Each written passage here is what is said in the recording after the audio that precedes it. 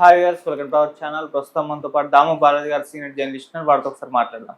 Sir నమస్కారం. నమస్తే sir, మళ్ళీ భారత్ పాకిస్తాన్ మధ్య యుద్ధం వచ్చే అవకాశాలు కనిపిస్తున్నాయి అంటున్నారు సార్. అంటే 4 రాష్ట్రాల సరిహద్దుల్లో ఇప్పుడు మాక్ డ్రిల్ నిర్వహించబోతున్నారు. గతంలో అప్పుడు మాక్ డ్రిల్ నిర్వహించిన తర్వాత ఆపరేషన్ సింధూర్ స్టార్ట్ చేశారు. సో ఇప్పుడు మళ్ళీ మాక్ డ్రిల్ నిర్వహిస్తున్నారు. ఎందుకు ఈ మాక్ డ్రిల్ నిర్వహిస్తున్నారు? మళ్ళీ ఏమన్నా పాకిస్తాన్ మీద అటాక్ చేసే అవకాశాలు ఏమన్నా ఉన్నాయా? మళ్ళీ యుద్ధం వచ్చే ఛాన్స్ ఉన్నాయా అంటూ చర్చించుకోవడం చూస్తున్నాం. మరి దీనికి సంబంధించి ఏం జరిగే అవకాశం? 2 రోజుల ముందు కూడా మోడీ తీవ్రంగా హెచ్చరించాడు పాకిస్తాన్ని.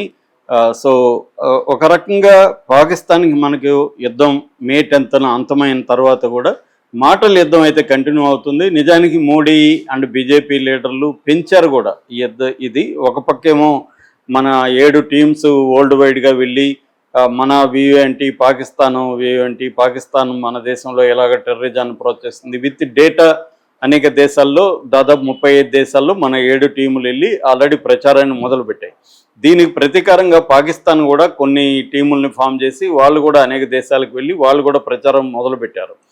మరోవైపు పాకిస్తాన్ మనల్ని బెదిరిస్తుంది, మీరు మాకు నీళ్లు కానీ ఆపేస్తే మేము మీ ఊపిరి ఆపేస్తామని వాళ్ళ అహ్మద్ చౌదరి వాళ్ళ మిలిటరీ డీజీ ఆయన కూడా హెచ్చరించాడు.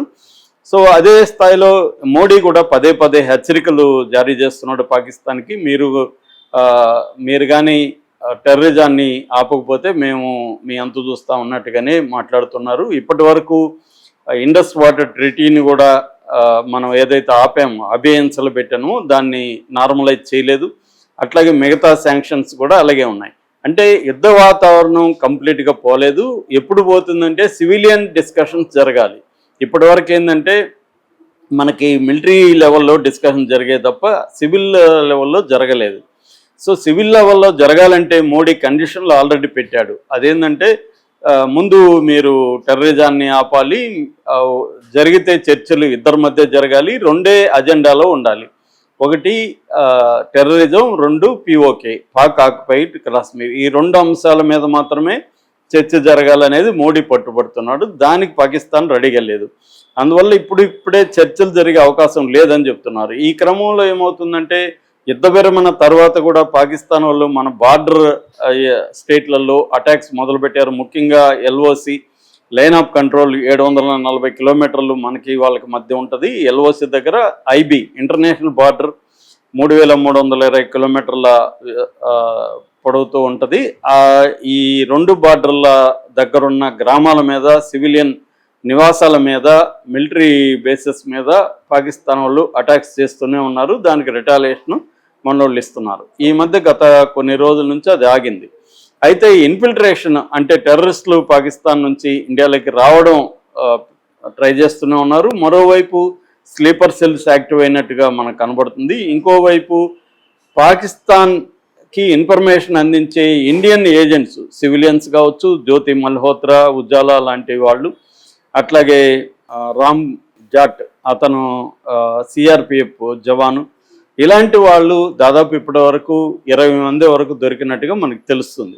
ఈ నేపథ్యంలో ఏంటంటే ఇప్పుడు ఒక వార్త సంచలనం క్రియేట్ చేసింది. ఆ వార్త ఏంటంటే మనకి బార్డర్గా ఉన్న స్టేట్స్ ఏవైతే ఉన్నాయో గుజరాత్, పంజాబ్, రాజస్థాన్, జమ్మూ కాశ్మీర్, ఈ 4 రాష్ట్రాల్లో ఈరోజు సాయంత్రం 5 నుంచి 9 మధ్యలో అనేక జిల్లాల్లో, ఒక్కొక్క రాష్ట్రంలో 20-30 జిల్లాల్లో ఒక మాక్ డ్రిల్ నిర్వహిస్తున్నారు. దాంతోపాటు హర్యానాలో ఆపరేషన్ షీల్డ్ పేరుతో హర్యానాలో ఉండే 22 జిల్లాల్లో కూడా ఇటువంటి మాక్ డ్రిల్లే నిర్వర్తిస్తున్నారు. అంటే ఈ 5 రాష్ట్రాల్లో కూడా ఈరోజు మాక్ డ్రిల్స్ ఎందుకు చేస్తున్నారు?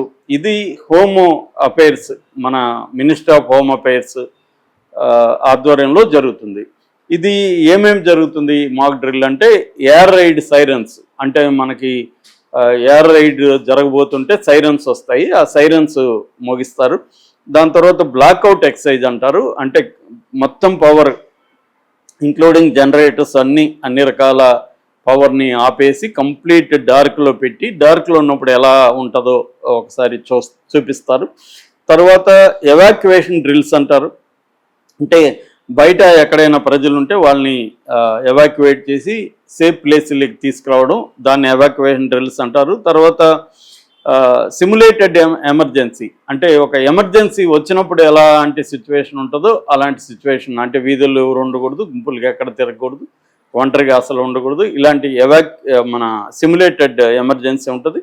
అట్లాగే యాంటీ సబటేజ్ చెకింగ్ అంటారు. యాంటీ సబటేజ్ అంటే అటాక్ చేసినప్పుడు దాన్ని ఎట్లా ఎదుర్కోవాలి అనే ఇది కూడా జరుగుతుంది. ఇవి ప్రధానంగా జరుగుతాయి అన్నమాట. ఇవి దీంట్లో ఎవరెవరు పాల్గొంటారంటే అన్ని డిపార్ట్మెంట్ సివిల్ డిఫెన్స్ టీమ్స్ అంటారు అనమాట. ఇదంతా కూడా దీని పేరే సివిల్ డిఫెన్స్ డ్రిల్ అంటారు. సో ఈ సివిల్ డిఫెన్స్ అంటే మిలిటరీ వాళ్ళు ఏముండరు, సివిల్ డిఫెన్స్కి సంబంధించి అంటే పోలీసులు ఉంటారు, ఫైర్ డిపార్ట్మెంట్ ఉంటుంది, రెవెన్యూ, మిగతా గవర్నమెంట్ డిపార్ట్మెంట్స్ ఉంటాయి దీంట్లో. తర్వాత మన ప్రత్యేకమైన ప్రొటెక్షన్ ఫోర్సెస్ స్టేట్ లెవెల్లో ఉంటాయి, అవన్నీ కూడా పాల్గొంటాయి. దాంతోపాటు సివిలియన్స్ కూడా, సివిలియన్కి సంబంధించిన ఎన్ఎస్ఎస్, ఎన్సిసి ఇలాంటి ఆర్గనైజేషన్స్ వాళ్ళు పాల్గొంటారు. తర్వాత ఏమన్నా గ్రూప్స్ ఉంటే, ఆర్గనైజేషన్స్ ఉంటే వాళ్ళు పాల్గొంటారు. అలాగా ప్రజలందరూ దీంట్లో ఇన్వాల్వ్ అవుతారు.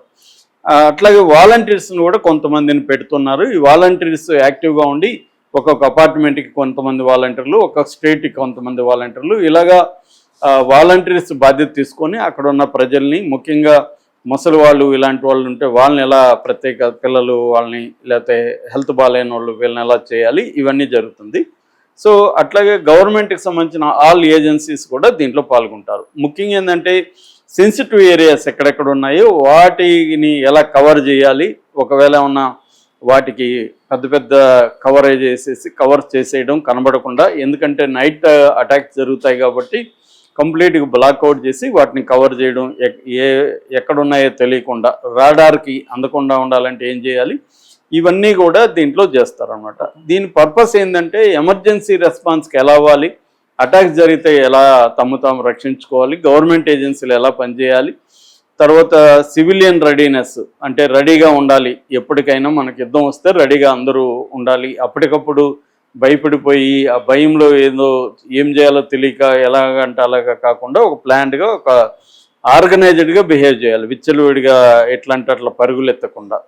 మూడవది ఇన్ఫ్రాస్ట్రక్చర్ని రెడీ చేయడం, అంటే మనకు అన్ని రకాల ఇన్ఫ్రాస్ట్రక్చరు, కొంత ఎక్విప్మెంటు ఇవన్నీ కూడా రెడీ చేయడం. ఎక్కడైనా కీలకమైన ప్లేసుల దగ్గర బంకర్స్ లాంటివి, అంటే బేస్మెంట్లు ఎక్కడెక్కడ ఉన్నాయి, బేస్మెంట్లోకి వెళ్ళిపోతే కొంత సేఫ్, పైకంటే కూడా బేస్మెంట్లలో సేఫ్, ఎక్కడెక్కడ ఉన్నాయో అవన్నీ గుర్తించి అవన్నీ మార్క్ చేయడం, దగ్గరగా ఉన్న వాళ్ళకి అది చెప్పడం, దానికి సంబంధించిన అలర్ట్ మెసేజ్లు అవన్నీ వెళ్ళడం, ఇవన్నీ ఉంటుంది. అట్లాగే నేషనల్ సెక్యూరిటీ ఫోర్సెస్ ఏవైతే ఉంటాయో, ఇంటర్నల్ సెక్యూరిటీ ఫోర్సెస్, వాటినన్నింటినీ కూడా అలర్ట్గా ఉంచడం, అంటే ఏదన్నా జరిగినప్పుడు. ఇది బేసిక్గా దీని లక్ష్యం. ఇవి ఎందుకు చేస్తున్నారు సడన్గా, ఎందుకంటే ఆపరేషన్ సింధూర్ ముందు కూడా ఇవి ఇచ్చేశారు, ఇప్పుడు ఇవి ఎందుకు చేస్తున్నారు, అప్పుడేమో అది ఆపరేషన్ అభ్యాస్ అనే పేరుతో చేశారు మొత్తం దేశం అంతా, కానీ ఇప్పుడు దేశం అంతా చేయట్లేదు, బార్డర్ ఏరియాలను చేస్తున్నారు. అందుకని డౌట్లు వస్తుంది అందరికీ.